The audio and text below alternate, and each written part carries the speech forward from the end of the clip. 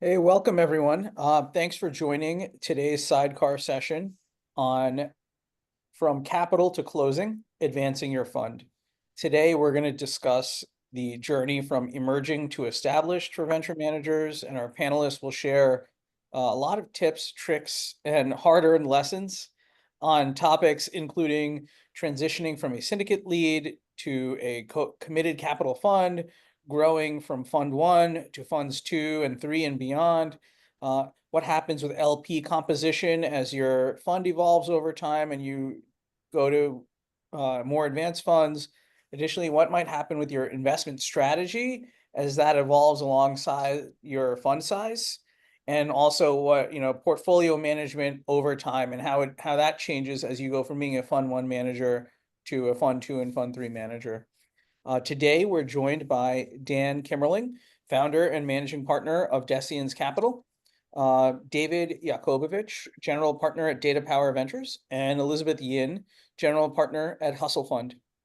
Full disclosure, Deciens and Hustle Fund are investors in Sydecar, but that should not change anyone's impartiality, and we still want everyone to keep things very real so that our audience gets the best info possible. For the audience, I proposed that I would just shill mercilessly for a sidecar, and Tree told me that I should only shill modestly, and so I will take that advice to heart. Thanks, Dan.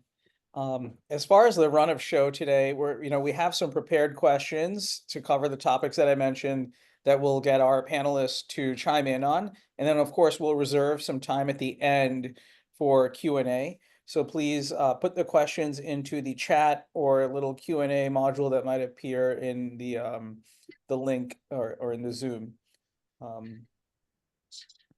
And with that, we can kick it off. David is running a little bit late.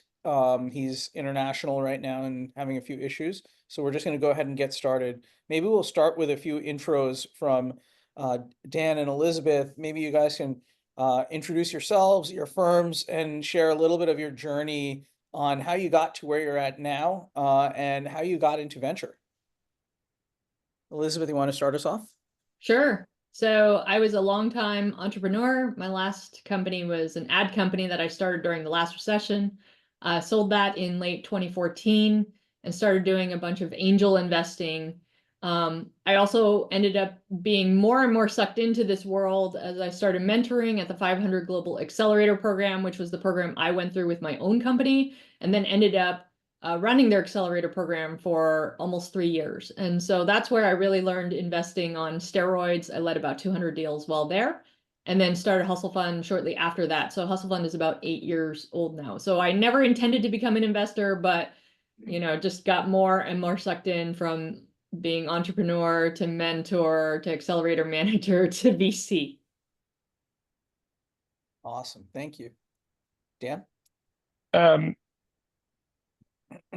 started my career as a journalist. I was the first employee at TechCrunch. Well, college, grad school, then first employee at TechCrunch. We sold that in 2010, and then I started my own startup called Standard Treasury. It was the first banking as a service company in the world. I did YC, like Elizabeth, sort of like on the accelerator track. So I did YC in summer of 13, raised a bunch of money, sold that to Silicon Valley Bank. And then I knew that I wanted to work on, I knew I exclusively wanted to work on financing early stage financial services startups as the lead financier. And after talking to many, many venture funds, decided that I was a terrible employee and had to, be a founder yet again. So started Deciens in 2017. And we're on fund 3 now. Awesome. Thank you for that. So let's dive right in. Maybe we could rewind a little bit and you guys can talk to us about the moment or the times during your first fund that you kind of knew you had the ability to get to fund two. What were the signals, qualitative or quantitative, or if there are KPIs you were looking at that gave you the confidence to think, you would be one of the few successful graduates of Fund 1 to Fund 2? Maybe, Dan, you want to start us off with that one? I mean, I was out of money in Fund 1, so I had to fucking keep going. Otherwise, I would have to get a real job, and that would be lame. If you want the honest truth. I mean, it's very clear to me that there are funds with incredible performance that can't raise, and there are funds with with crappy metrics that can raise like unlimited quantums of capital without much issue. So like it seems having great metrics seems neither necessary nor sufficient. Raising a venture firm is really raising venture funds is really a popularity contest. And we could talk about how to win that contest. But yeah, I just didn't want to have to go get a real job, Shri. I mean, you and I know each other well enough to know that I'd be a fucking terrible employee. So, geez, I gotta make it work. Terrible employee, great board investor. Elizabeth, how about yourself? When did what did you see from Fund 1 that got you confident about being able to move towards Fund 2? I mean, I echo a lot of what Dan said. I think the underlying thing that he didn't say explicitly is like, how bad do you want to do this? Which I think is actually the driver for most people and going to the next fund. It's a lot of work, but you can get it done. And as he mentioned, track record actually doesn't help you. It doesn't really matter. Everything is so early anyway. There's nothing to see. And so it's just a matter of how badly do you want to go through the grind of meeting tons and tons of people, getting tons and tons of no's. Like you gotta love fundraising enough to want to go through that, and you gotta love like doing this enough to want to go through that. And I think for many people, it's just not worth it, especially if you're raising smaller funds. And it's like, even if your smaller fund does quite well, it's not a lot of money compared to maybe working at Google or wherever, or working for another VC, certainly, like in salary, and even when you throw in the carry on a small fund. So how badly do you want it? That I think is really what it comes down to. So I'm hearing maybe that it's about persistence and then willingness to play like a game of attrition. And that Yeah. if you satisfy those conditions, you could probably raise a fund too, regardless of what the portfolio composition looks like in Fund 1, because there's not enough data yet. I mean, the sick and twisted thing is you actually need to be able to do that for funds 1 through 4. Yep. You will not have real data until you get to raise Fund 5. So you have to just unpack that a little bit, which I think is to say you're starting to raise and you've deployed Fund 1 at a rate such that well before you're at a harvest period, let's say, you're out to market raising Fund 2. Maybe that's in, what does that look like in year 2, year 3, year 4? Sure. Yeah, but to Dan's point, you still have no data even like where we are. We're 8 years in. We're on our Fund 3. Everything is like paper markups, right? Like, and especially in a market like this one, everyone's like, well, where's the cash? So you're still selling the dream, because paper markups, like people may believe it, they may not believe it, but it's not considered legit track record until you actually have returned a fund with cash. Got it. Awesome. And that's like especially for Elizabeth, I know a little bit about Hustle Fund. You guys are like pre-seed seed or pre-seed seed. Like from the time you put money in the ground till the time you can harvest it is a decade, maybe a dozen years. And so like you got to be able to survive 4 fundraisers on just persistence and sweat equity. And when you think about this makes total sense, because like for us, we're pre-seed seed, so we're coming in super early, and our best companies are, starting to show their inflection now, Sydecar being one of them, right? But like, even if we just follow the trajectory of one of those companies like Sydecar, you're not liquid, you're doing well, but you're not liquid. And so we're not liquid. And so, it's really hard for an LP to say, well, I don't know how this plays out like in the next, call it 5 years or whatever. So that's kind of the thinking that LPs have. And so therefore you're left still selling the dream of like, well, these are the kinds of companies we invest in, and you can see the quality. And then you just like song and dance and sell how great that is, but there's nothing concrete still. I've become a great dancer. I can do a great jig if anybody wants to see it. Awesome. So it sounds like in terms of some hard-earned lessons or like a counterintuitive takeaway might be that your track record and what's going on with your portfolio matters only so much, and perhaps doesn't matter. It might be of limited importance given these are paper markups, if anything, and that it's other factors relating to like grit and passion that that really dictate getting from fund one to fund two. I want to welcome here David, our third panelist, who has an interesting background as well. As I mentioned earlier, sorry, coming from DataPower Ventures, and he has gone from being an operator to a repeat deal lead managing a syndicate deal by deal to now being a fund one manager. David, perhaps you could talk to us about what, you know, kind of like what was the inflection point for you from going from syndicates to a committed capital fund, and then maybe now what you are looking at in terms of fund one, that you're looking ahead towards fund two. And, you know, based on, you know, I know you jumped in a little late, but does what you've heard kind of resonate with your lived experience currently as a fund one manager? Yeah, 100%. And sure, I'm great to be here with you, and good to see Elizabeth and Daniel, and to everyone who's attending. First, by way of background, I'm a tech operator turned VC, having worked at 5 different startups from early stage through growth operator roles, including at Google and big tech.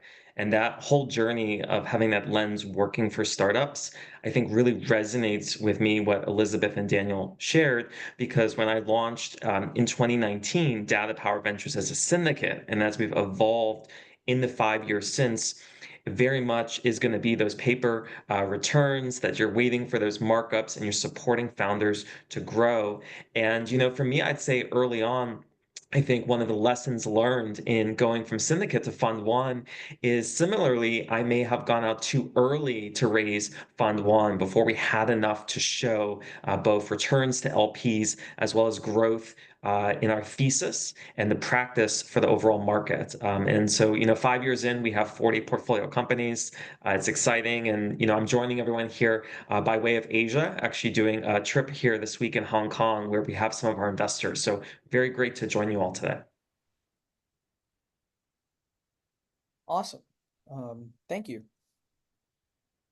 And I guess before we move on, I'll do a last call for any, you know, kind of counterintuitive or hard-earned lesson for our audience here around growing, you know, over time as a fund manager, and being committed to this game. Anything else that you think people ought to keep in mind in terms of planning for that growth and getting to fund two, fund three, et cetera?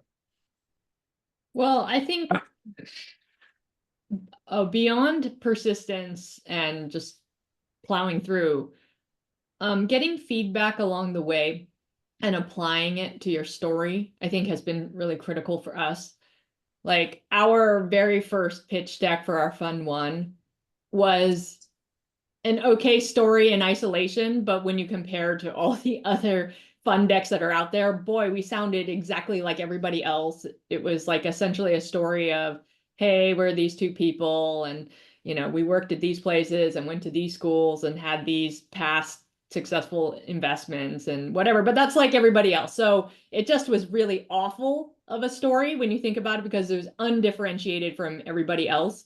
And so I think figuring out the differentiation of your fund and how you can kind of, you know, cater that to the customer persona, if you will, of your LP is really important. And that's something that we had to improve on and evolve with over time. Amen. Amen. Right there. Elizabeth speaking the truth. I love this phrase, differentiation is survival. Okay, so depending on like the data, there's something like 6,000 venture capital firms in North America. Even if that's off by 50%, there's still a lot of venture capital firms. There are too many venture capital firms. And like, we're in the middle of raising Fund 3 now. And I was talking to an LP, and they're like, we see 600 funds a year, and we do 1 or 2. So like, being good is just not good enough. Being, I'll speak for the people on this call. Being well educated is not good enough. There are a lot of smart, hardworking, well-credentialed people who want to be in the game. A lot. Like, you don't get in the game if you don't have that, right? Like, how do you like stand out as like the 1 or 2 out of 600? You have to be fucking different. You can't do the same thing. Period. Second thought. Actually, if you look at the data, it is not till the 75th percentile that venture capital firms deliver 5% net IRR, which is terrible. The audience may know that historically, the S&P has returned 7% with a standard deviation of 10%. So like the 75th percentile underperforms the public market equivalent, which is just shocking to me.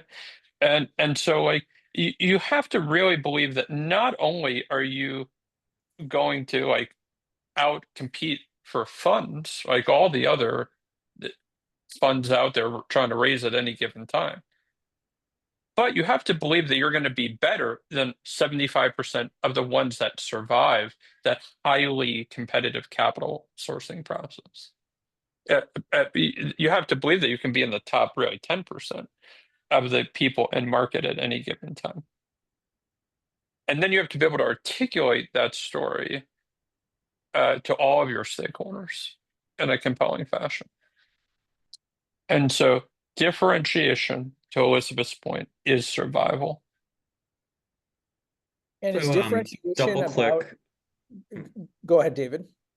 Oh, sure. I just wanted to double click into, what Daniel shared and to add on to what Elizabeth shared about persistence. One of the questions we've been asked the last few days in our Asia tour has been, what makes DataPower so special? And it's that classic question about your secret sauce or your why now, which we always ask founders, but the same should be asked of GPs by LPs.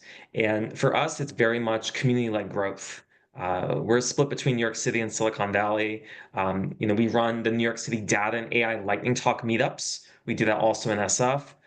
We have an enterprise AI deployment conference in San Francisco, where we bring in executives from companies like GitHub, Google, and Lenovo. And we have a responsible AI podcast, among other focus areas in the market. And I think by creating those flywheels, it creates sort of that competitive edge, that differentiator that Daniels and others speak to.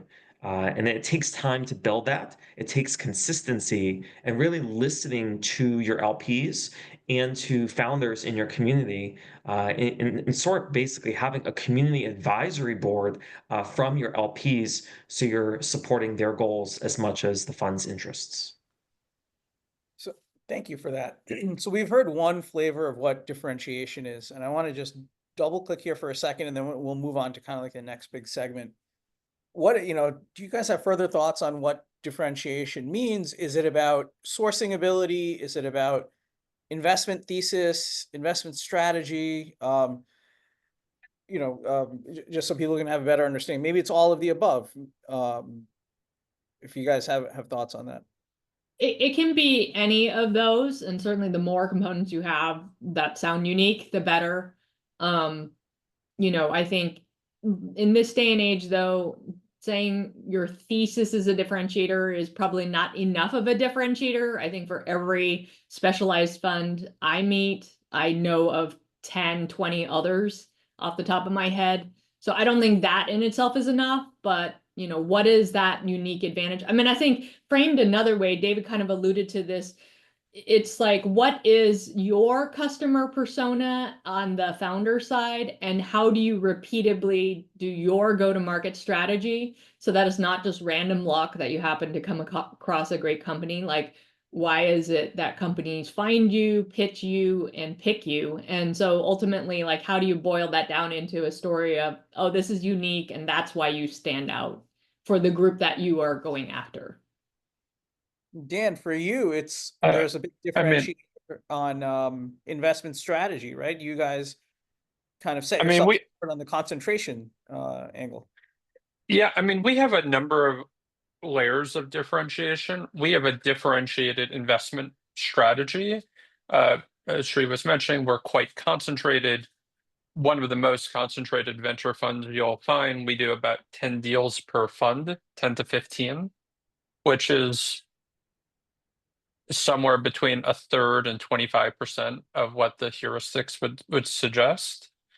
We, but like one way I think about it is you can break down venture returns into 5 buckets: sourcing, picking, winning, supporting, and exiting. And then you can add a 6th, which is like portfolio strategy or portfolio construction. So if you like think about those 6 dimensions of return, which one of those do you want to be different on?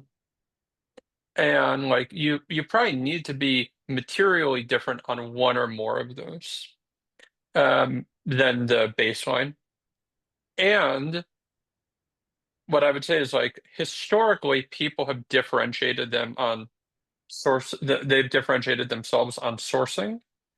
And we think sourcing is like all the alpha has been squeezed out of the sourcing lemon or what, like whatever, like all the alpha's gone there. So you have to find alpha in other places.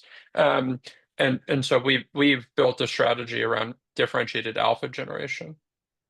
Shri, if I may though, somebody asked a question which is I think very germane here. And the question is like around like solo entrepreneurs versus partnerships and whatever. The reality is most LPs don't take a data-driven approach. They use heuristics. And so if you're going to break the heuristics, you have to be able to justify that. Like in our case, for example, we're highly concentrated. And we've like done so much work to articulate why we're different, and not just why we're different, but why we're different and better than the baseline approach. And that has been a material source of differentiation for us over time. Awesome. Thank you, guys. So thinking you're going to differentiate yourself based on your bio or experience or on your investment thesis might not be the best idea. And maybe differentiated sourcing ability might be tapped out. So we got to look to some other sources is kind of what we're hearing. I see, there are questions rolling in. Keep them coming. We're going to hit them, call it in like 20 minutes or so. And so moving along here towards fundraising and investment strategy, the typical saying in venture is that your fund size is your strategy. So with that in mind, how did your fund size evolve, fund 1 to 2 to 3? Maybe this one's better directed at Elizabeth and Daniel for now. And how did that impact your investment strategy along the way? Or maybe you guys feel that old saying should be taken with a grain of salt. No, I think that's absolutely true on a number of levels. I think for context, where we've come from, we started with an $11.5 million fund, Fund 1, moved to 33 and some, and then moved to 47. And, I think that even though we've focused on the same stage, obviously the check sizes have evolved over the years as well. So I think within a given band of fund sizes, you can still address the same stage, but obviously if hypothetically we move to $1 billion fund, we would not be able to serve the pre-seed stage any longer. So I do think that that's true. The other thing that's true is, you have to think about what kinds of things can you fund with the check sizes that you write. So, I think different kinds of businesses require different amounts of capital. Certainly, if there's like a deep tech idea and you are writing a 25K check and you are the first ones in, like you are risking a lot of capital there relative to your fund size, but maybe it's not nearly enough to get a company off the ground, right? Versus if you are Andreessen Horowitz and you are writing a $5 to $8 million pre-seed, you can fund a lot of things and it doesn't matter so much what the idea is. So there's a lot of different dimensions where this is true, but I would say there is also some wiggle room around, well, if you are a fund one at 11.5 million and now you're a fund three at 46.5, like you can still play in the same stage. So it's just a matter of like, what is the right range of capital for the right kinds of opportunities? I have like a completely opposite view, which is we have run the same playbook in funds 1, 2, and 3. Fund 1, I wanted to raise 80 million. I raised $18,825,000. But that didn't change the playbook because we think the playbook really works. The fact that I was unable to raise a lot of what I wanted to raise for Fund 1 actually was, in hindsight, a blessing because it actually led me to start doing lots of SPVs, which led me to Sydecar, which led us all here today. But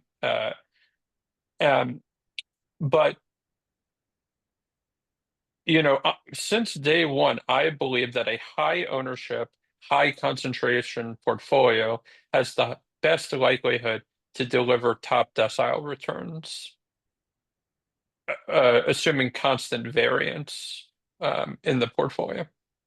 And so, we believe that it's like a core principle of ours, and we just raise as much as we can up until the limit of how much we can deploy around that strategy, which is approximately $100 million per fund, in order to fund that work. But I think that goes back to what I was saying. There's like a range of fund sizes that will work For sure.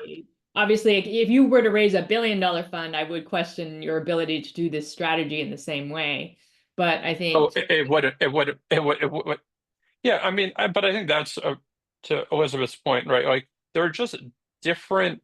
Like we use this term venture capital to mean a wide range of investing activity, with different expected return streams. And like LPs think of buying a fund as a set of expected return streams over some period of time.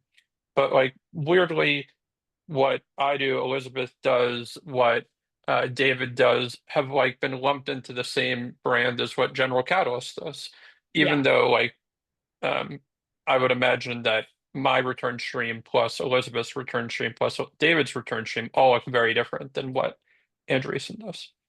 Yeah. And I think that's absolutely fair. I also think that this concern is not a big concern for most emerging funds, because when you go from fund 1 to 2 to 3, the jumps are not typically that big. I think where I've seen the jumps become bigger are in some of the, I guess, older funds that may have started as pre-seed or seed funds, 15, 20 years ago now, and they are now near $1 billion under management and they can no longer do the pre-seed seed strategy. So they're now doing A's and B's. So that's where I see the concerns. But I think anybody who's on this call thinking about starting a fund, I don't think this is a concern for quite a while. Got it. Thanks. And David, what are your thoughts here in terms of, how does fund size impact how you're thinking about return profile, ownership targets? How might that have evolved from how you thought about those same considerations as a syndicate lead versus now being a fund 1 manager? Yeah, it's a great question, Shriram. And as a syndicate lead, to be frankly, the blessing is that you don't often require ownership targets. And you flip that thesis at the opposite direction when you launch Fund One. Now you have to say, how do you make the right bets? And what are those core bets and those big bets looking like? As a syndicate lead, both in early stage and growth investments, we were very focused on securing pro rata, helping companies grow from pre-seed to seed. And I think one of the things that we've shown that has enabled us to raise Fund One, which we're doing on Sydecar, has been through reinvesting in our winners, doubling down in multiple pro rata rounds. As we're raising Fund One now, in our focus, it's a little bit, I think, similar to what Elizabeth shared earlier, right? We'll make these small bets in the pre-seed companies and then increase our commitment of ownership as they move on and get to escape velocity. And for us, founder escape velocity is building and shipping quick products and getting those early proof points through like pilots and MOUs as they're growing the company. But even with that said, as we look at the total size of the closed-end fund, I think ownership is something that is often, frankly, more flexible for a Fund One emerging manager, because I think you're very much doing a partnership. And the partnership is not just between the GP and your LPs, it's a partnership between the GP and your founders. And that partnership is truly about enabling founders to scale. And by doing that and having that strong relationship, I think that it enables someone like a Fund One manager to secure additional allocation and follow-on financings. And perhaps some of that will be investment directly from the fund or co-investment SPVs that could be run on a platform like Sydecar to increase LP positions in the company. Awesome. Thank you for that. And David, let's stick with you on this one as well. Let's turn to LP composition. And maybe you could talk about what was the nature of your LPs in your syndicate and how does that evolve in Fund One? Have they gotten, maybe it went from high net worth accrediteds towards family offices? Are there any institutional anchors? Things along those lines. Sure. For us, absolutely. It's definitely the pathway that you've described. When I launched the DataPower Syndicate back in 2019 and 2020, it was very much operators in the tech space, data scientists, product managers. These were our classic accredited and high net worth individual LPs. And our first syndicate deal, we reached out to over 100 LPs and only 15 of them invested, right? That was our first deal, which many emerging managers can, appreciate the amount of persistence that goes into that scale. Now, over time, definitely DataPower has grown into a larger syndicate network. We're often known as one of the larger players who does these early stage investments as a syndicate. And by way of doing that, we've received a lot of great deal flow from these LPs, as well as LP referrals. And that's led over time to more introductions and different opportunities.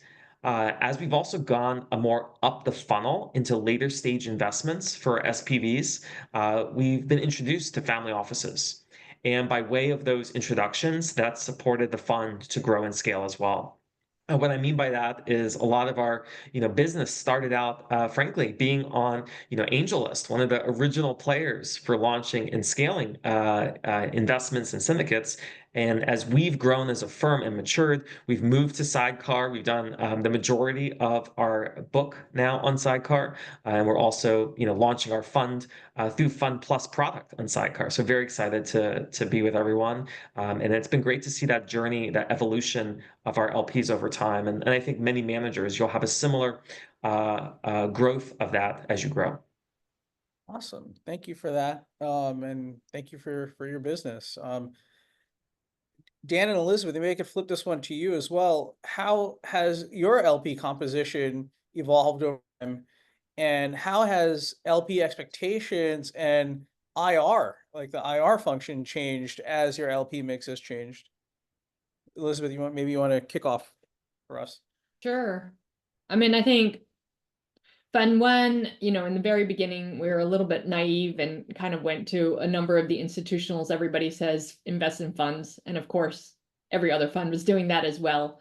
And that was just not a good use of time as a fund one, unless you are coming from like a marquee VC firm like a Sequoia and then leaving to start your own firm. I think just probability wise, like the chances of getting an institutional in your fund one is very, very low. And I think this is something that we kind of learned not quite the hard way. We spent some time there, but we cut our losses as quickly as possible. And most of our fund one is comprised of individuals, a couple of family offices. And I think family offices, honestly, is a spectrum of individuals, right? It's just wealthier individuals who may band together as a family. But in my mind, they're very similar if you're talking with the family member and the decision maker. And so as we've grown, we've increased the number of families, just I guess richer individuals, you could say. And we have added some private institutions. We still don't have, the public pension funds or anything like that. But I think over time that's kind of what this has evolved into. I think specifically when you think about incentives, like every LP has different incentives. And this is where figuring out your customer persona is really important. For individuals, it's like, okay, I'm the sole decision maker, or maybe a spouse and I are deciding. And if it goes well, then great. But if it doesn't, like we have no one to answer to. But institutionals are kind of the opposite end of that spectrum, where it's like, I'm getting paid to make decisions, and I actually am not getting really paid to take a lot of risk here. And I may be leaving as well, like within the time frame of this fund, I may go somewhere else. And so, is this going to be the best investment for my reputation, my career, et cetera? And so those are very different incentives, I think, in the risk to reward calculations that people take into their heads. And that's, I think, where this largely stems from. Thank you. Dan? I mean, Elizabeth is much smarter than I am. She seems to have cut her losses early. I still am bitter about how some of those people treated me, and I just will never give them my return stream, and they can go, pound sand. What ended up happening is we raised Fund One, $18,825,000 from 83 unique groups. It took me 3 years to raise. And then what ended up happening is one of our LPs defaulted on $1 million commitment. So that was an over 5% commitment. He evidently developed a bad coke habit. So he defaulted. And the fund was marked at 1.8x, and I sold that 1.8x position for 1x to a big institution, and I stapled a primary commitment to my second fund. And so that bit of structuring really helped launch Fund Two. And then, we don't have a minimum. I don't, some of y'all might have minimums. I don't have minimums. I'm like, hell, if anybody wants to give me money, it's an honor and privilege to manage it. So, we have 200 plus LPs in our second fund. We are well on our way to that many LPs in our third fund. I'm like, let's do it. More the merrier. I want more. Yeah. And that has been awesome in the sense that it creates lots of advocates who then create lots of lead gen and distribution for our product on the LP side. So that's it. Another thing is I found that LPs actually turn over quite a bit, in the sense that fund to fund, we have about a 50% churn rate. And that's okay. We model that in. And sometimes that works for you because, the CIO at institution X leaves to go to institution Y, and then you can sneak into institution Y. Sometimes it goes against you, 50-50. But what I would say is there's a question around check size. We have public pension plans in sizes that I'm surprised they would write. We have one of the world's largest sovereign wealth funds who wrote us a $10 million check. And I was joking with the people there that they spend more on jet fuel than they committed to me, jet fuel per year than they committed to our fund. So you have to find the true believers that have the right incentives. And to Elizabeth's comment, I personally found that you want to find the either junior investors who are trying to make a career name for themselves and like make doing an investment with you part of their like moving up in the world kind of move, or you got to find the older people who are like going to retire and are just like, fuck it, I want to do it because it's interesting. People in the mid-career, they just don't want to get fired. And so like, mid-career professionals almost never do a deal like ours because there's you have to always ask the question, if Deciens is right, what does this do for my limited partner? And for most LPs, the answer is nothing. They don't get paid more. They don't get a promotion. They don't get a slap on the back. They get bupkis. So of course, why would they do it?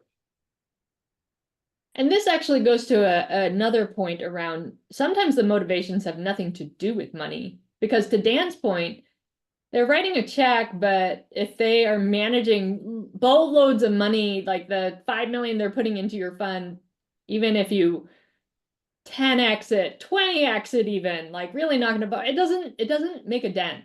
And so why does someone spend the time and effort to do this? And sometimes it's for other reasons, like there are corporates I know who do this sort of investing to try to understand trends and try to build relationships in the space, maybe potentially even for M&A, to learn, research, etc. So that's like one category. Another category is LPs who want to, and this actually fits more with our LP base. Typically people who are entrepreneurs themselves and made their money building businesses, and they want to kind of give back to like earlier founders. Maybe they have a chip on their shoulder because VCs didn't give them money at the pre-seed stage, and they really want to like go out and get the man or whatever it is. Like there are all kinds of motivations that people have for investing in funds that actually have nothing to do with the money. And kind of understanding those motivations, I think, is also really important when you go after a certain customer persona for LPs. Awesome. I'll just say for us, we've found that we're trying to sell to somebody that's looking for uncorrelated venture returns because most venture returns are highly correlated. And so if you're looking for uncorrelated venture alpha, they tend to find what we do appealing. Great. Thanks, guys. So what I've heard here is don't expect institutions in Fund 1, might not be worth your time unless you're Dan Kimerling, in which case you'll keep barking up that tree from Fund 1 on. And then particularly for institutions, try to understand the individual, maybe where they are in their career, what their motivations are, and keep in mind that if it's an emerging manager Fund 1 investment and you're talking to an institutional LP, the financial return might not be a needle mover. So you have to really figure out what else might be going on that can influence a decision. And there, maybe look for someone who's late career who thinks it's cool and interesting and is a little bit more carefree, or someone in early career who's looking to get a feather in their cap in terms of career advancement. Want to be mindful of time here. We have a few questions in the Q&A, guys. Keep them coming. We're going to do about 5 more minutes on portfolio management and then turn to the Q&A piece. Let's talk about portfolio management and co-investments. How did you guys think about co-investments in Fund 1? Has that changed over time in Funds 2 and 3? Where is LP sentiment around that? We've seen opportunity funds, fewer of them, or more recently, people return opportunity funds that they raised. What does that mean? Does that mean people are less interested in follow-on, or that LPs just want to go direct? Help us decompose this a little bit. Maybe David, you want to kick us off with how you're thinking about co-investments and how is it a part of your strategy?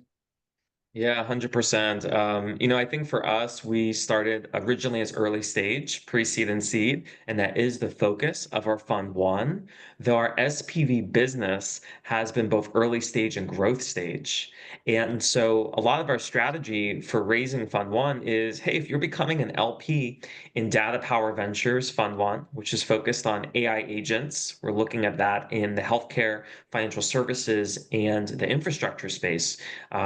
You're going to receive discounts on your fee load and carry by doing co-investments. So if you do additional investments through, SPVs, where we get additional allocation in companies you're already backing through our fund, you'll get discounts and additional co-investments. So we're very fortunate to be backers of very notable AI companies, including OpenAI, which is one that we've backed several times. And that's become kind of a differentiator in that space where investors are excited to then get access into some of those growth stage financings. Elizabeth? Yeah, I think, our LPs are kind of all over the map. Like there are certainly LPs who decide to invest in our fund because actually they are too busy to do any direct co-investing, whether it's through an SPV or not. Like they just, the purpose is to invest in a passive vehicle so they don't have to think about it. And then we have investors on the other end of the spectrum who are like, yes, the purpose of investing in a fund is to be able to get in the stream of the flow and see deals, whether it's at even pre-seed. We have some LPs who like to co-invest alongside of us, either with their funds or through SPVs at pre-seed seed, and then others who are just kind of waiting and watching for A, B, and beyond. So we have kind of the whole mix. But I think, again, kind of going back to like, what are the motivations of LPs? We very much try to cater this to what they are interested in. So if it's, we learn that, we've had even other VC funds, they could be later stage or even earlier stage, express interest in investing in Hustle Fund, and we have LPs who are VCs, and we cater the message to them like, hey, if you invest in Hustle Fund, you can get access at this stage, whatever their stage is that they're interested in. Or if they're not interested in co-investing at all, it's like, hey, invest in us because we will take care of everything for you. So you can cater the message however you want, but it is a good lever to use in talking with LPs. And this again kind of goes back to, it's not always about the financial return of the fund, but what are the other things that you get with this investment? And co-investing is definitely a big lever that we pull. Got it. So it sounds like for David, co-investments have been critical, including the ability to double down on OpenAI over time and leveraging SPVs for pro rata and other types of relationship-driven allocation. And Elizabeth is telling us that it's definitely an important kind of offering or tool to have in the toolkit when it comes to engaging with LPs. We have about 10 minutes left. I want to make sure we hit audience questions. So I'm going to dive into those and maybe just ask, each one of you guys to address them. The first one here, this one might be good for David. Any guidance on a solo GP launching a fund in terms of messaging for LPs who are more used to investing in partnerships or co-GPs? Yeah, so my simple answer is probably commenting to kind of what Elizabeth and Dan have both said is find out the interests of your LP. What are they looking for? Is it education? Is it the financial data? Is it monthly reports? As you build out your fund, you're going to become more institutional over time. You're going to naturally evolve, and you want to have that curiosity, that same curiosity as if you're an early stage founder, where you're constantly iterating, making small incremental updates. I think by doing that, you're going to become both a better investor and a better fund manager for your LP interests. Awesome. Thank you. Dan, did you start out Fund One as a solo GP? Ish. Oh, I see. Is that a pun? No. If anything you want to add there, or we could move on to the next question. Nope. Cool. What do you think the break-even point, if any, is between high net worth individuals versus institutional LPs, relating to fund size? Is that at 5 million or 10 million? How much of your first fund was split between high net worth, family office, and institutional? I think everyone might have a few thoughts here. Maybe Dan, given that seems like you're engaging more with institutions, if you want to talk about like that relative mix and the inflection point on where engaging institutions started making more sense. We can go around. Really in fun too, for me. So right, like you can think of a venture capital fund as really like a venture capital firm as three work streams: running a subscale financial institution, finding and doing badass deals, and supporting entrepreneurs in their life cycle, and like convincing people to give you money. Like, and of those three, I like really understood how to do the first two. The third was like a completely new learning curve for me. And I would say like took me several years to get to a place where I could like competently walk in and have a conversation with the chief investment officer of a large institution and not make a fool of myself. And that was probably right around when we launched Fund 2. Got it. Elizabeth, your view on this? I think you shared a little bit about what your LP composition has been. The question here also dealt with fund size. Is there any heuristic or proxy for that relating to that? And then maybe talking a little bit about that mix and where you see it going over time. Yeah, so I would actually echo Dan on our LP composition as well. Like, we have taken a lot of individuals and families over the years, not just on Fund 1, but also Fund 2 and 3, even though our fund size has grown. And I actually think that is a good strategy because even though we have now institutionals in the mix, what is interesting is even though a family or an individual might, let's say, write a smaller check, they inevitably also have friends who write checks too. So the process for bringing an individual or a family into a fund is way easier. There's like almost no paperwork. If you talk with a true institutional, there's a lot of paperwork, and they can bring in a number of their friends to, make the overall, I guess, commit per time higher. So I actually think that's a strategy that many GPs do not utilize a whole lot because people think, oh, I don't want to pitch people who have smaller amounts of money. I would much rather pitch the larger folks, etc. But I think from a dollar to time perspective, I actually think it is much more effective to talk with individuals and families.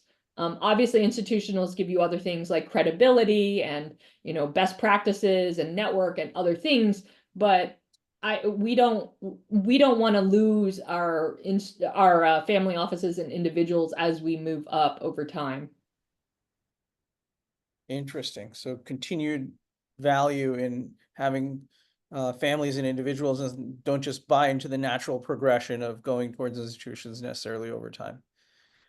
Next question is, what do you think is the right GP commitment? Is too high a signal of weakness or a signal of faith? David, maybe you want to kick us off with that one. Yeah, 100%. Well, first, in all of our SPV investments, I take a GP commit. Sometimes it's higher, sometimes it's lower. For the fund, I have a GP commit as well. I think it depends on the total sizing, what that will look like. Frankly, in my conversations with LPs, it's just having skin in the game, right? Showing that you're committed to the process. And myself, as someone who's worked for startups and who has now been in the business for 5 years, I have no problem putting in a GP commit. But I don't think you could ever do too much of a GP commit. We've actually seen many funds out there who I've co-invested or I've LP'd into funds through fund-to-fund strategies where there's a very high GP commit. So I'll pause and see what the others have to say. I mean, I put 99.8% of my worth into my funds. And I'm borrowing as much as I can to put money to work in our funds. And like, if I could, I'd like kick LPs out for the GP. Like, we should be putting as much as we can in our own funds. If we don't believe that, how could we ever ask other people to put money in our funds? You have to be all in. Awesome. We got two more questions, so let's move on and try to hit them. What off-the-shelf AI tools are you currently using to get operational efficiency, do some screening, deal memos, portfolio management, etc., if any? Any ones that you guys like that you use? Elizabeth, maybe we could start with you. Yeah, so we use a lot of tools. I'll give you two today. So when we receive company updates via email, it's typically, in whatever format they decide to write it in, so it's rather unstructured. But we use the OpenAI APIs to essentially run a script that structures it and puts it into our Airtable, which is effectively like our database. So that's one thing that's been huge. Another thing that we use a lot, since we do a lot of content marketing, is several years ago, it used to take me many hours to write a blog post because I'm a very poor writer. Now what we do is we have a system where everybody on the investment team takes a week, and we record on some topic for 5 minutes, like in a voice note, send it into ToolFlow, which is trained to our tone of voice. It pops out a written blog post, and then Kara, who's our wonderful editor, like reads it over to make sure it doesn't sound crazy or too crazy, and then we push it out. And so that process end to end actually takes 20 minutes now. So we went from basically 4 hours to 20 minutes in total, including everyone's time, which has been huge. Awesome. I'll just say we don't use any of that. I prefer real stupidity to artificial intelligence. So that's my MO. There we go. There we go. We got one more question left. I want to get everyone out on time, but looks like for blog generation as well as for synthesizing founder updates. Cassandra is asking, what strategies and tactics have you employed during a fundraise, especially Fund 1, where you target X but hit Y, e.g. 80 million target, end up closing on 18,800,025. I think that might have been the number. How did your messaging, positioning, and story or pitch evolve alongside that? Did you lose or gain any LPs of the fund size? Maybe Dan, you could hit that one since you kind of gave us that big delta on your Fund 1. So you could talk about how the messaging evolved alongside that. Okay, so I created a roadmap for the firm that was not AUM driven. It was like we had to, like in Fund 1, we had to prove to ourselves in the marketplace that we could lead financings. Like that was what I needed to prove. And I just needed to raise enough fucking money to be able to do that enough times to prove to anybody who gives a shit that I could do that. And so that's what I did. I raised as much as I could. It was goddamn brutal.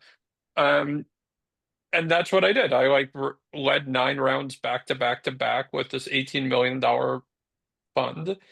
And everyone thought I was nuts. But in that, we have like, I don't know, 3 companies on like I don't know, $1 billion AUM trajectories. There are $1 billion valuation trajectories. And then like in Fund 2, we had to prove that we could do what we did in Fund 1 and that I could build a team and that we could manage reserves effectively. So that's what we did with Fund 2. Then with Fund 3, we have certain key critical milestones. That's what we've done with Fund 3 and so on.